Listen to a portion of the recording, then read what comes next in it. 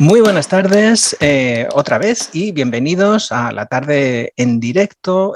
Hoy tengo pues a dos invitados de excepción. Uno, bueno, esto se suele decir, pero esta vez es totalmente cierto. Uno es un viejo conocido de todos los oyentes de la tarde en directo, que es Jesús Carrete, que es investigador en la TU Wien, en la Universidad Técnica de Viena. Hola, Jesús. Hola, ¿qué tal? Y también tengo en este espacio, en esta sala, en este chat, tengo a Miguel Navascués. Miguel Navascués es también físico y trabaja, a ver si lo digo bien, en el Instituto de Óptica, ayudadme. Información cuánticas. Exactamente, gracias. Que tiene unas siglas que la verdad es que son muy divertidas, que es el IQOQI. Es un palíndromo, es una maravilla, es genial. Y Miguel, pues, ha vivido en muchos sitios, es de Madrid, pero ha vivido en muchos sitios, ha vivido en Barcelona, en Bristol, en Londres, en Ankara y lleva unos años en Viena. Y hace unos años, Miguel Navascués y sus colegas diseñaron un experimento cuántico que, al ser realizado, generaba resultados que no se pueden explicar en la física cuántica real. Y este experimento pues puso patas arriba o por lo menos causó pues una gran expectación y un gran interés porque era una cosa que, bueno, en principio pues iba en contra de casi un siglo de ciencia, ¿no? De la física cuántica de 1930 o así, ¿no? Bueno, es un poco exagerado, ¿vale? Bueno, es lo que acabas de decir. Gracias, pero no, digamos, Erwin Schrödinger, el padre de la física cuántica, al principio él pensaba que lo que llamamos los físicos función de onda, que es lo que describe un estado cuántico, que es una lista de números complejos, o sea, números que tienen parte real e imaginaria, pues él pensaba que bastaba con que fuese una función real, una función que solo tuviese números reales, un vector de números reales, digamos. Y estuvo trabajando un tiempo en ese sentido, un par de años, hasta que se convenció a sí mismo de que esencialmente lo que está haciendo es rederivar la misma teoría, pero con una parte real y una parte imaginaria. Y lo dejó correr, ¿no? Esto, lo que hemos hecho tiene cierta relevancia porque hay muy pocas alternativas a la física cuántica, o sea, en el sentido de hay muy pocas teorías físicas que sean razonables, en el sentido de que yo me pueda creer que realmente describen este mundo, y una de ellas es la teoría cuántica con números reales, que es una teoría bastante consistente, es una teoría muy razonable, y simplemente lo que se ha demostrado en los experimentos que se han hecho hace un par de meses es que no rige este mundo. Muy bien, pues ya dado que, como decía antes, mis conocimientos son, a propósito de tu campo de trabajo, pues son relativamente, muy limitados, pues te dejo en manos de Jesús para que, para que charléis a propósito de esto y aprendamos todos. Así que nada, pues te doy paso, Jesús. Bien, pues en primer lugar quisiera agradecer a Miguel la amabilidad de aceptar nuestra invitación y también al Cosmos por la falla momentánea pero funesta en el sentido común de Paco, que me permite tomar parcialmente las riendas de este espacio. Y para mostrar que aprovecho la oportunidad y que he hecho los deberes, quisiera dar 4 pinceladas más sobre el perfil científico de Miguel para dar un poco de contexto a esta conversación. Entonces he descubierto que Miguel es licenciado en Física por la Complutense de Madrid, que obtuvo en 2007 su doctorado por la Universidad de Barcelona y que desde entonces ha pasado por el Imperial College de Londres, de nuevo por su alma mater, la Complutense, después por la Universidad de Bristol y por la Autónoma de Barcelona, y tras un periodo como profesor asociado en Turquía ha recalado en Viena, donde trabaja desde 2015. Y también es evidente la alta calidad de su investigación. Está acreditada por publicaciones en las más prestigiosas revistas científicas, desde las de amplio espectro como Nature, bien conocida de todo el mundo, hasta las más especializadas como Physical Review Letters, y que son además publicaciones muy citadas. Su trabajo también ha aparecido en la prensa generalista, E incluso he descubierto su trabajo como actor en algunos vídeos divulgativos de YouTube, que son absolutamente espectaculares y que recomiendo encarecidamente a nuestros oyentes y espectadores. Era joven, necesitaba el dinero. No puedo explicar todo. En Internet no desaparece nada, demasiado tarde para el derecho al olvido, ¿no?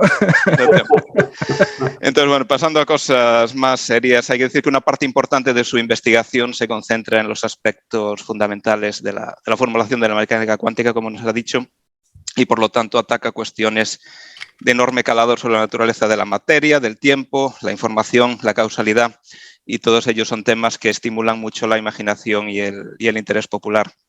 De ahí que estemos aquí.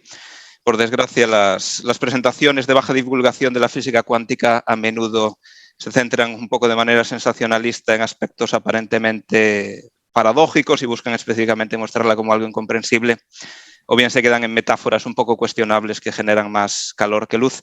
Y por ello son muy de agradecer todas las iniciativas que intenten presentar una perspectiva moderna y dinámica del campo. Y en este sentido creo que el trabajo de Miguel es realmente excepcional. Pero bueno, comencemos pues. ¿Podrías hablarnos brevemente de tus líneas de investigación y en ese contexto de qué te trajo a Viena, ya que este blog está dedicado a la comunidad vienesa, a la que Paco no pertenece, por cierto? Bueno, luego explicamos por qué. Pues yo trabajo en física fundacional, sería la traducción, que digamos que es la parte de la física que se ocupa de la que cuestiona en qué realidad vivimos o qué tipo de mundo vivimos o por ejemplo, en el sentido de cuestionar la validez de la mecánica cuántica como teoría fundamental o también intenta demostrar al contrario, ¿no? Que la física cuántica realmente describe nuestro mundo y que no va a haber ninguna teoría después. O también se centra también en intentar explicar aspectos de la física cuántica que han pasado desapercibidos, aspectos que son muy antiintuitivos. Y Viena es un sitio muy bueno para hacer este tipo de cosas. No hay muchos centros en el mundo donde se investiga este tipo de cosas. Hay uno está el Perimeter Institute en Waterloo, en Canadá, que en líneas generales no me gusta mucho la investigación que se hace ahí, pero es verdad que trabajan este tipo de cosas. Está Bristol, en Barcelona hay un par de grupos que también se dedican a estas cosas, les interesa este tipo de temas. Quizá en Chapman University en California, no hay demasiados sitios.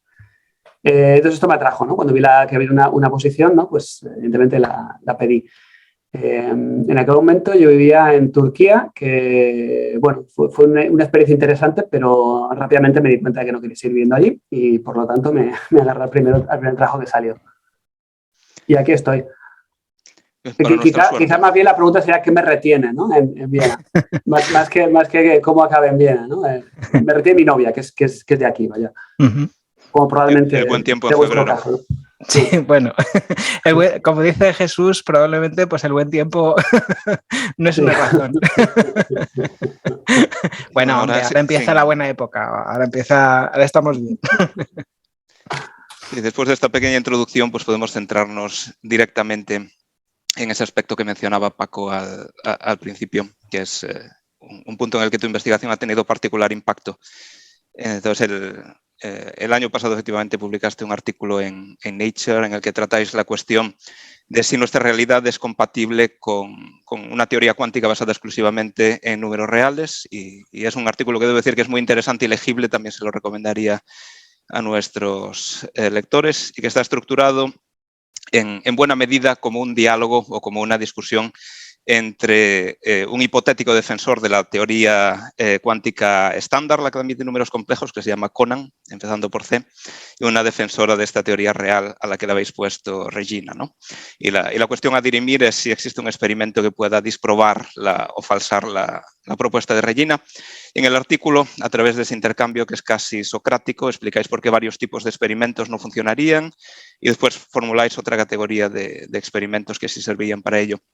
Y aunque ya has explicado los aspectos fundamentales, aquí que tenemos un poco más tiempo que en una página de periódico, me gustaría desvelar poco a poco todos esos elementos para los espectadores de todos los niveles. Entonces creo que podríamos empezar por explicar un poco qué variables son esas que pueden ser reales o complejas y cómo están conectadas con las cosas que podemos observar en nuestra realidad. Vale. Vale, esto lleva a explicar un poco qué consiste la física cuántica. Intentaré no utilizar metáforas porque esto, en mi experiencia, lo que hace es liar más a la gente o le da la falsa ilusión de que están entendiendo algo que realmente no entienden. ¿Vale? Entonces, empecemos con física clásica. Física clásica, el estado de un sistema es como la descripción más completa que puedes tener de un sistema. ¿Vale? Esto no es en física clásica, en cualquier teoría física. En física clásica, la descripción más completa de un sistema de partículas sería la posición y la velocidad de cada partícula. Es el estado del sistema de partículas que tú tienes. Y no puedes esperar conseguir más información del sistema. En física cuántica, el estado de un sistema no te viene dado por de un conjunto de partículas, no te viene dado por sus velocidades o sus posiciones, te viene dado por un vector, es un vector de números complejos, es un vector infinito, que se llama, digamos, la función de onda en física. Y eso describe simplemente el estado actual del sistema. El sistema que estamos considerando puede ser un conjunto de partículas, puede ser, no sé, puede ser luz también. Luego también hay otra noción en física cuántica que es la de observable. Los observables son las cosas que tú puedes medir en la teoría. Por ejemplo, en física clásica tú puedes medir la velocidad y puedes medir también la posición de una partícula. Incluso puedes medir las dos a la vez. En física cuántica hay un observable para medir la posición de una partícula, otro para medir la velocidad, pero no hay un observable que te permita medir las dos a la vez. Esta es una medida que tú no puedes hacer en física cuántica. Entonces, no es trivial ver qué tipo de cosas puedes medir o no en física cuántica. Pero en cualquier caso, todas las cosas que puedes medir, cualquier observable, está asociado con una matriz infinita, es una tabla infinita de números complejos, y hay una regla que te dice, dado un estado, dado un vector infinito, dado una función de onda, y dado una de esas matrices, cuál es la probabilidad que tendrás de obtener un resultado u otro cuando tú mides ese observable en el sistema en ese estado. Es un poco complicado, pero no se vuelve más complicado que esto. Entonces, esto es lo que es la física cuántica. La física cuántica con números reales, hay un poco más. Hay un detalle que no he hablado, que es que la física cuántica también te dice qué es lo que sucede cuando quieres describir un sistema compuesto. Por ejemplo, el sistema compuesto por... Bueno, tengo una función de onda para describir a Paco, por ejemplo, y tengo una función de onda para describir a Jesús. A lo mejor me interesa describir el sistema Paco-Jesús. Es un sistema más complicado que simplemente cada uno por separado. Entonces, la física cuántica te dice dónde vive o en qué tipo de espacio vive esa función de onda Paco-Jesús, ¿vale? Bueno, eso es la física cuántica estándar, la que utiliza todo el mundo, esencialmente, y que de momento sí, parece escribir en nuestro mundo, ¿vale? No se ha realizado todavía ningún experimento que la falsee. La física cuántica con números reales es exactamente lo mismo, solo que donde dije función de onda, dije que una función de onda es un vector infinito de números complejos, ahora digo que es un vector infinito de números reales. Y cuando dije que los observables son matrices infinitas, son tablas infinitas de números complejos, ahora digo que son tablas infinitas de números reales. Entonces, es otra teoría desde el punto de vista formal, desde el punto de vista matemático. Y para nuestros, estoy seguro de que nuestros espectadores lo saben muy bien, para aquellos de nosotros que somos de letras o incluso iletrados como yo, ¿qué son esos números complejos? Porque la idea de que la física no es real a veces se lee en los periódicos y creo que puede llevar a malas interpretaciones. Sí. Una charla se llamaba El mundo no es real, pero era solo para provocar, evidentemente. El mundo es real, evidentemente, por definición. Pues un número complejo... No, es que depende. Es una cosa que aprendes en el instituto o no, dependiendo de qué rama coges, ¿no? Todo viene de la raíz cuadrada del número -1. Eso en principio, I, ¿no? Sí, exactamente. Es el número imaginario, ¿no? La unidad imaginaria, ¿no? En principio, con los números reales, los números que utilizamos para mirar temperaturas, ¿vale? Tú no puedes encontrar ningún número que al cuadrado, multiplicado por sí mismo, te dé -1. Entonces, los matemáticos inventaron un número especial, que llaman el I, el número imaginario, tal que el número I sea al cuadrado, es igual a -1. Y este número lo puedes multiplicar por sí mismo, pero también por otros números, ¿no? Y puedes considerar sumas que contengan este número y también números normales. Por ejemplo, 5i más 7. Esto sería un número complejo. Un número real sería un número que solo tenga la parte que no conocemos, por ejemplo, 7. Y un número imaginario sería, la terminología es terrible, un número imaginario sería, por ejemplo, i o 5 por i o 2/3 de i, por ejemplo. Esto sería un número imaginario. Bien, entonces la forma estándar en la que se presenta la mecánica cuántica ciertamente admite esos números complejos, aunque no los exija. Y Y más allá del estudio de una de las pocas alternativas a la mecánica cuántica estándar que puede existir, que tiene un enorme interés intrínseco, hay ciertas personas que tienen una resistencia filosófica fundamental a admitir que los números complejos puedan ser algo fundamental de la descripción de la realidad y no simplemente una conveniencia matemática. ¿De dónde crees que surge ese atractivo? No de la palabra real solamente, sin duda. Bueno, he estado leyendo mucho sobre la historia de los números complejos, es muy curiosa. La terminología esta real e imaginario se la inventó Descartes, porque él utilizaba los números complejos para él significaba que una función no iba a cortar el eje de abscisas. Cuando la cortaba, había una solución, lo que se llaman en matemáticas una raíz o un cero, que es un número real. Ese número te dice en qué punto la función corta el eje de abscisas. Pero de vez en cuando, evidentemente, hay funciones que no cortan en ninguna parte. Por ejemplo, x² más 1. Esto es una función que siempre es positiva, nunca toca el cero del eje sería el cero del eje de ordenadas. El cero del eje de ordenadas. En ese caso, si intentas calcularte las raíces, los ceros de esa función, encontrarás que son números imaginarios o complejos. Entonces, para Descartes significaban una imposibilidad. Por tanto, el tío encuentra esta terminología de imaginarios y por ende, los números más usuales, ¿no?, de llamar reales. Esta terminología ha sido muy criticada, entre otros por el príncipe de las matemáticas, por Karl Gauss, que dijo que los números estos generan muchas fantasías entre gente que no entiende mucho de matemáticas, porque claro, es que es muy bonito los números imaginarios y reales, ¿no? Y Gauss proponía una terminología un poco más sobria, decía que había que llamarlos números laterales, para referirse a los imaginarios, porque tú no puedes representarlos como puntos en un plano. Y esta terminología no había dado lugar a ninguna confusión, ¿no? Y es muy complicado hablar de este tipo de cosas, porque ahora digo, sí, pues quiero una teoría realista. Y bueno, pero con números reales, es un término prejuicioso, efectivamente. Es un lío, sí. Bueno, entonces, ¿puedes explicarnos, incluso sin el uso de elementos de atrezo como en los vídeos de YouTube, en qué consisten, grosso modo, estos experimentos conceptuales tan innovadores que propusisteis y que permiten discriminar entre la teoría cuántica real, que te has explicado que no es realmente más real, y la que involucra números complejos? Vale, se trata de encontrar un experimento que convenza al realista, digamos, más escéptico, de que su teoría no va a funcionar. Este es el principal, es el objetivo principal, ¿no? Entonces, lo que vemos muy fácilmente es que los experimentos al uso, un experimento que puedas realizar en un laboratorio, siempre va a admitir una descripción a partir de la teoría cuántica con números reales. Entonces, un experimento en un solo laboratorio no va a funcionar. No va a ser suficiente para convencer a los más escépticos. Entonces, luego piensas, bueno, ¿qué tal experimentos en dos laboratorios separados? ¿Vale? Este tipo de experimentos se llaman experimentos de Bell. Y la idea es que en estos experimentos lo que cuenta no es la descripción de lo que tú crees que está pasando en el experimento, sino simplemente la estadística. En el sentido de que, imagínate que tienes dos laboratorios. Normalmente suponemos que en uno hay un experimental llamado Alice o Alicia, ¿no? Y el otro un experimental llamado Bob. Y la idea es que Alice y Bob pueden elegir cómo medir o cómo observar su sistema o qué tipo de experimentos realizar, y luego obtendrán un resultado experimental en cada uno en su laboratorio.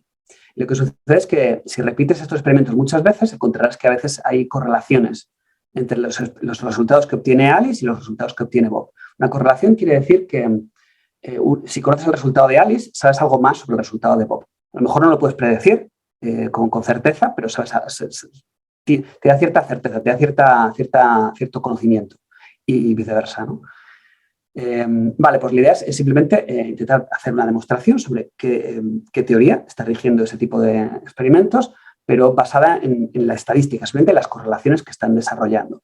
Quiere decirse, en ningún momento podemos decir, este experimento lo hemos hecho con fotones y esto demuestra que las correlaciones o los resultados que generamos no se pueden generar en una teoría con números reales. Entonces, una persona que un fan de la teoría cuántica con números reales siempre me podría decir, bueno, eso lo que demuestra es que tu experimento no lo has hecho con fotones, lo has hecho con otra cosa. ¿Vale? Entonces, se trata simplemente de utilizar la estadística de los resultados que están obteniendo para concluir algo. Bueno, resulta que es que con experimentos con dos partes tampoco consigues ninguna diferencia, no hay ninguna diferencia entre la física cuántica real y la física cuántica compleja. Entonces, tienes que ir a experimentos con tres partes, pero tres laboratorios distintos, que pueden estar en distintos sitios, no sé, uno aquí, otro en Graz y el otro en Salzburg, por ejemplo. Esto no basta tampoco. Además, tienes que asegurar, de alguna forma, que las correlaciones que estás observando han sido generadas de cierta forma. Tienes que imaginar que el motivo... Supongamos que hay 3 personas, ¿no? En el artículo llamamos Alice, Bob y Charlie. Cada uno tiene un laboratorio. Y la idea es que tienes que suponer que las correlaciones que observan los 3 son el resultado de mandar 2 sistemas, uno a Alice y otro a Bob, y otros 2 sistemas, uno a Alice y otro, uno a Bob y otro a Charlie. Tienes que hacer una suposición sobre qué tipo de fuentes o qué tipo de, ¿cómo lo diría yo? Tienes que hacer una suposición sobre la estructura. No, es que esto es demasiado complicado. A ver cómo salgo de esta. Tienes que hacer una suposición sobre cómo se han distribuido esas correlaciones. Pero esa suposición no involucra ninguna física, ningún tipo de física. En principio, las partículas que han transmitido esas correlaciones podrían ser partículas de la luz, podrían ser iones, podría ser cualquier otra cosa. No quieres hacer ninguna suposición y no la necesitas. Simplemente tienes que hacer la suposición de que ha habido 2 parejas Un intercambio. No, es un poco más complicado que esto. Es un poco más complicado que esto. Ha habido un dispositivo que ha enviado una pareja de partículas, una a Alice y otra a Bob, y otro dispositivo independiente que ha enviado una pareja de partículas, una a Bob y otra a Charlie. Vale. Y con esta suposición ya es suficiente como para que la estadística que tú puedes generar en un experimento cuántico usual no se pueda reproducir con la teoría cuántica con números reales.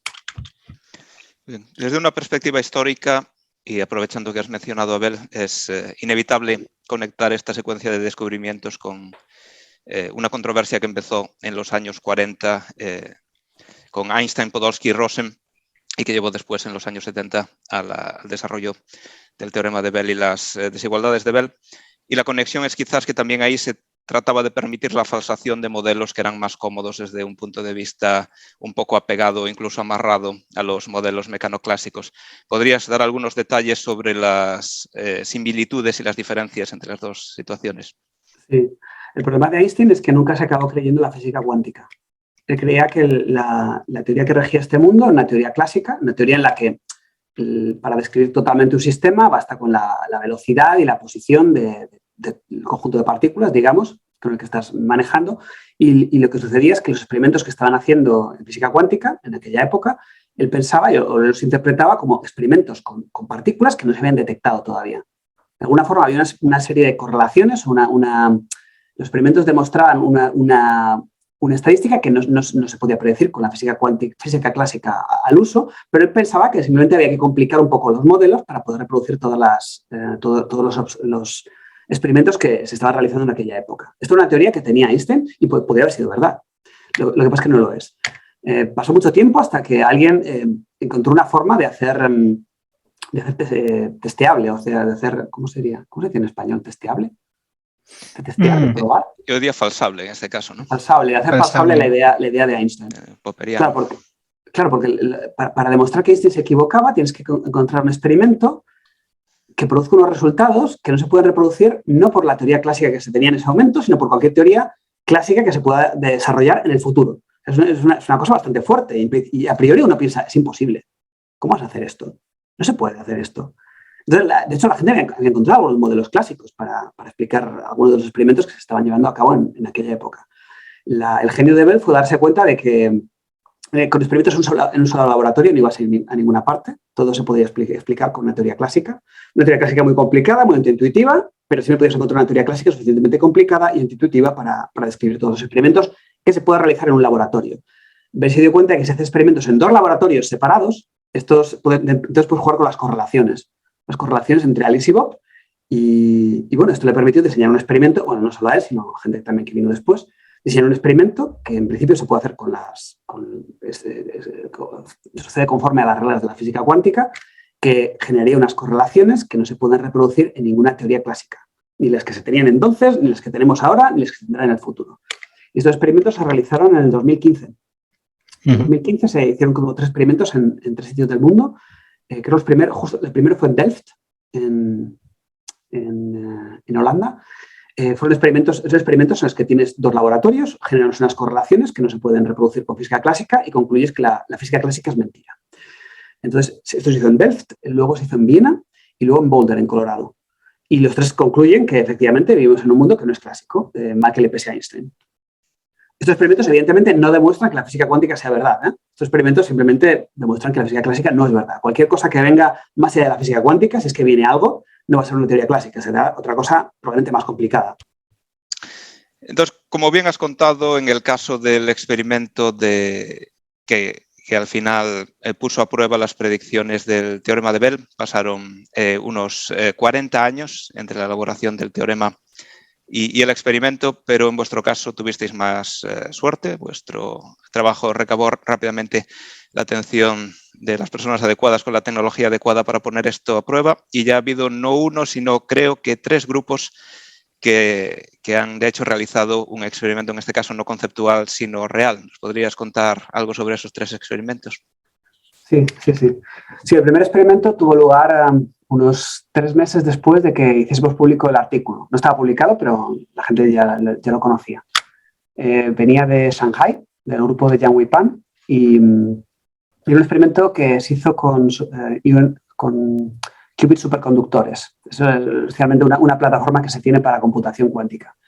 El experimento creaba estadística que en principio refuta la hipótesis de que el mundo está gobernado o el experimento está gobernado por una teoría cuántica con números reales.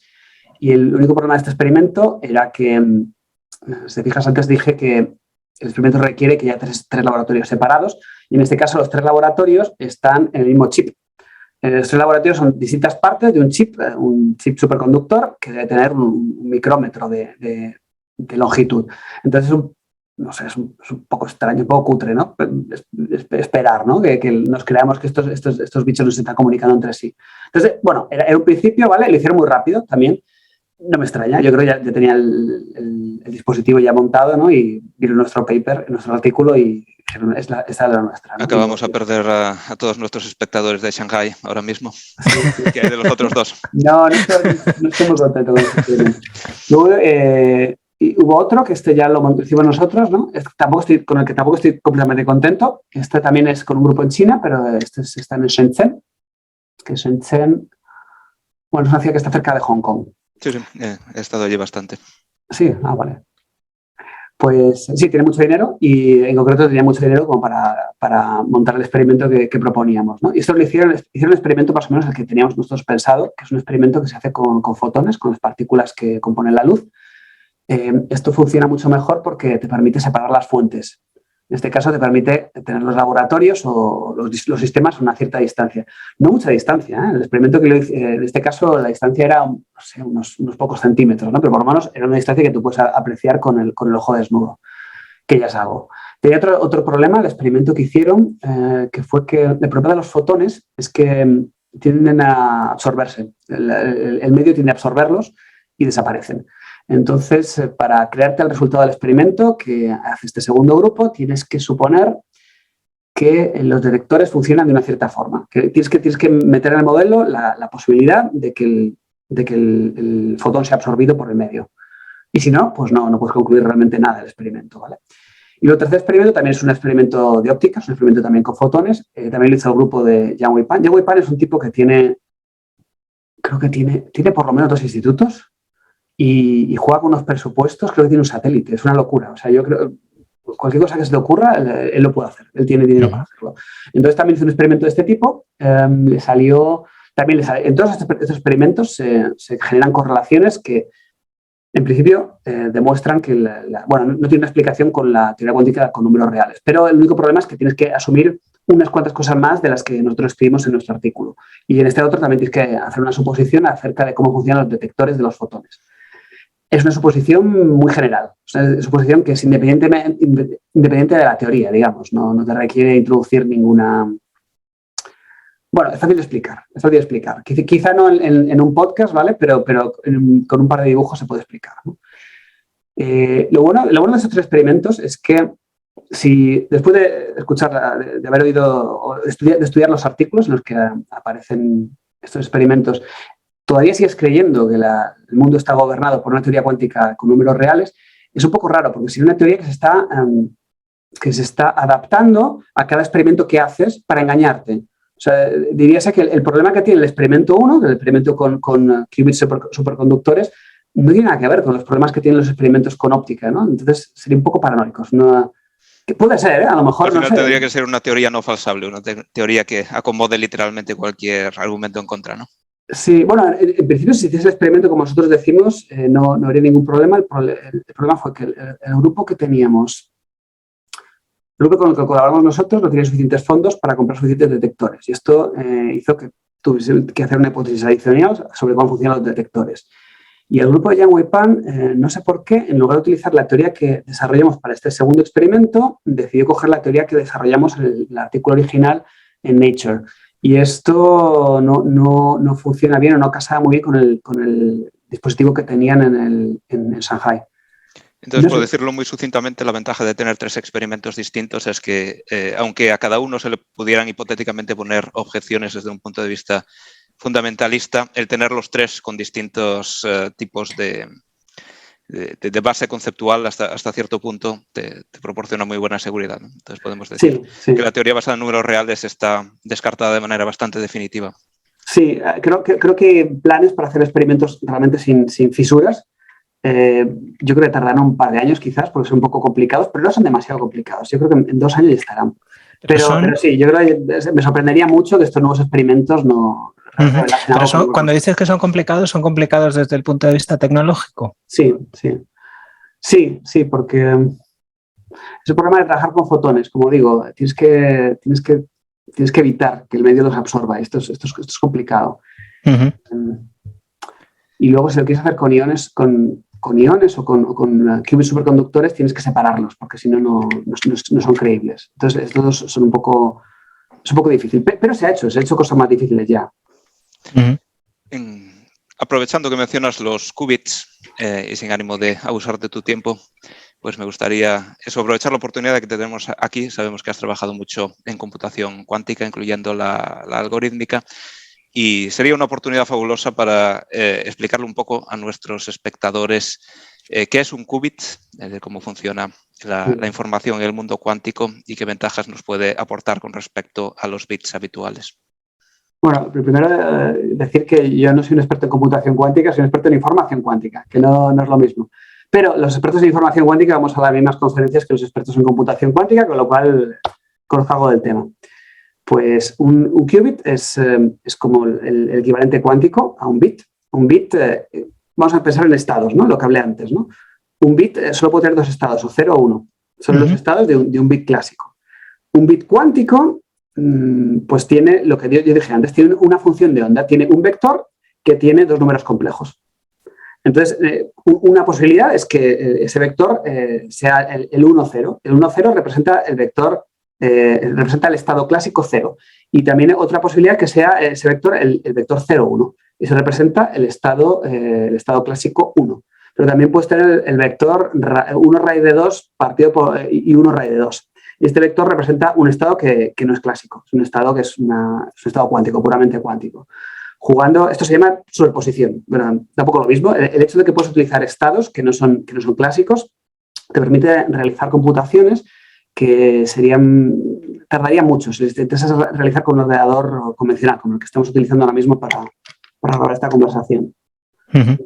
Hay pocos problemas, que no hay demasiados problemas que puedes resolver más rápido con un ordenador cuántico que con un ordenador clásico. Por ejemplo, ¿en qué clases de problemas nos permitiría superar barreras algorítmicas la computación cuántica? Pues uno muy famoso es el problema de factorizar números. O sea, por ejemplo, el número 20 es el producto de 2 por 2 por 5. ¿No? Acabo de descomponer 20 sus factores primos. Los primos son aquellos números que que solo pueden dividirse por sí mismos o por la unidad, ¿no? Y esto es lo que se llama factorizar un número, o no sé, otro número, el 7. El 7 es un número primo, 7 simplemente es 7 por 1, ¿vale? Sería su factorización. Si cogemos el 14 sería 7 por 2, ¿no? Bueno, en principio es muy fácil multiplicar 2 números. Multiplicar 2 por 7 es muy fácil, pero si te doy un número muy grande, encontrar los factores primos es una tarea muy complicada. Y está complicada que hoy por hoy no se conocen algoritmos que se puedan correr en un ordenador normal que te den la respuesta rápidamente. pero sí que se conoce un algoritmo cuántico para hacer esto. Un algoritmo que podría hacer esto mucho más rápido que cualquier ordenador convencional. No se trata simplemente de que lo haga más rápido, se trata simplemente de que conforme el problema escala, conforme el número que te doy es más grande, el número de operaciones que tendría que hacer un ordenador cuántico crece mucho más despacio que el número de operaciones que tendría que hacer un ordenador clásico. Con lo cual, independientemente de cómo de lento sea tu ordenador cuántico, si el número es suficientemente grande, llegará un momento que el ordenador cuántico gana al ordenador clásico. Bien, excelente presentación, muchas gracias. Entonces, volviendo a los fundamentos de la teoría cuántica, ¿qué proyectos tienes a corto y medio plazo en esta línea de investigación? Pues, llevamos un par de años trabajando en unos dispositivos que llamamos, ¿cómo lo llamaría? Es un dispositivo que es con una especie de mando a distancia, como estos que utilizamos en los 80 o 90, ¿no? Para rebobinar VHS, pero este rebobina sistemas cuánticos. O sea, es un aparato universal, que tú le apuntas a un sistema cuántico, le das al rewind y el sistema cuántico pega un salto al estado que tenía, no sé, 5 minutos antes de que empieces el experimento. Entonces, esto no es complicado de hacer si tú conoces el sistema cuántico en el que estás actuando, pero lo bueno que tiene nuestra máquina es que es universal. O sea, da igual qué sistema cuántico tengas delante, si presionas el botón de rewind, el sistema va a pegar un salto al estado que tenía antes. Entonces, es una de las cosas que estamos trabajando. El problema es que estos procesos son probabilísticos. Lo que sucede es que tenéis que imaginar que el mando a distancia tiene una especie de LED, tiene una lucecita. Si le presionas a rewind, pueden pasar dos cosas. O la lucecita se enciende, en ese caso sabes que el sistema ha saltado o ha mutado al estado que tenía antes del experimento, o a lo mejor el LED no se enciende, en cuyo caso sabes que el proceso ha fallado. Entonces estamos intentando incrementar la posibilidad de que estos procesos sean... Impresionante. Si lo podemos escalar, seguro que podemos aprovechar muy bien la posibilidad de rebobinar sistemas un poco más macroscópicos y clásicos. Y en fin, antes de cerrar la entrevista, y como ya es casi un convenio universal en las entrevistas online, me gustaría darte la oportunidad de difundir entre nuestros lectores algún enlace en el que puedas estar interesado y alguna forma quizás en la que puedan seguir tu trabajo en las redes sociales. Yo no tengo redes sociales, ¿eh? Esto es un poco complicado. Pueden mirar mi página web. Mi página web normalmente intento tenerla más o menos actualizada, ¿no? Con los resultados que vamos sacando. Últimamente estamos inspirándonos mucho en ciencia ficción. Entonces ahora es un poco novelesca en estos momentos. Entonces la recomiendo. Ahora estamos a punto de sacar un par de cosas y dentro de poco haré un par de reseñas y tal sobre esto. Bien, pues nos aseguraremos de poner el link entre las notas de la entrevista. Pues, en fin, muchas gracias por esta conversación. Espero que haya sido tan informativa para los espectadores como lo ha sido para mí. Creo que eres un divulgador realmente excepcional. Y, en fin, ahora tengo que ir a sacar a Paco del sótano donde lo tengo encerrado para que pueda continuar con el programa. Donde está Paco llorando en este momento porque se da cuenta de que no sabe nada. De verdad, o sea, es maravilloso escucharos. Es un enorme placer sentir que uno está de verdad ante dos personas que saben tanto como vosotros. Yo no sé nada, pero también hago mis pinitos de actor aquí en televisión. Bueno, para hacer los pinitos de actor para fingir también hay que saber un poco, hay que tener una base sobre la que fingir. Me gustaría a mí terminar esta conversación hablando de ciencia ficción. Que es un tema en el que me muevo algo más cómodamente que en la información cuántica. Me ha llamado mucho la atención, mirando precisamente la información en Internet que hay. Bueno, lo voy a leer en inglés primero. Hay una cita, o sea, hay una frase que tenéis escrita que tienes escrito en la página web de tu equipo, que dice: "We investigate the feasibility of science fiction constructs, old and new, either by showing that they violate physical principles, by proposing actual experimental implementation." O sea, esto quiere decir que investigáis a propósito de la ciencia ficción. Me gustaría preguntarte brevemente a propósito de una cosa que yo sí que he observado, y es que la creatividad de los escritores de ciencia ficción y de los autores de ciencia ficción, tengo la sensación de que en cierto modo también anticipa o dirige de alguna forma el trabajo de los científicos, incluso de maneras insospechadas. E incluso cuando los escritores, bueno, hay casos como el de Asimov, que sí que era científico, pero incluso cuando el escritor no tiene necesariamente conocimientos a propósito científicos formales. Me gustaría saber si tú estás de acuerdo con esto.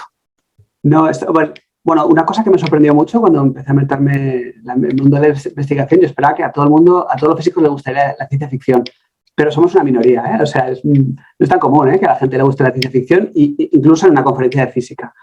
Dicho esto, ha habido importantes influencias de la ciencia ficción, sobre todo la clásica, de la de los años 50 o así, en la tecnología de hoy en día. Y el mejor ejemplo que te puedo dar es la noción de órbitas geoestacionarias. La idea de tener un satélite que está siempre encima de ti, que se mueve contigo a la misma velocidad. Esta parece una novela, una historia corta de Clarke.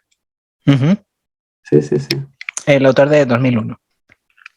Sí, es decir, que es duro tener una audiencia de físicos, y aquí podemos poner el contraejemplo de Larry Niven, el autor de Ringworld, bueno, una serie de novelas que van básicamente sobre un donut muy grande alrededor de una esfera.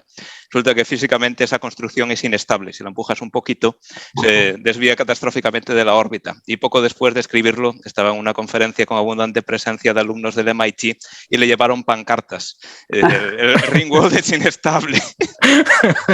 Te hacen piquete si no tienes cuidado. Qué bueno.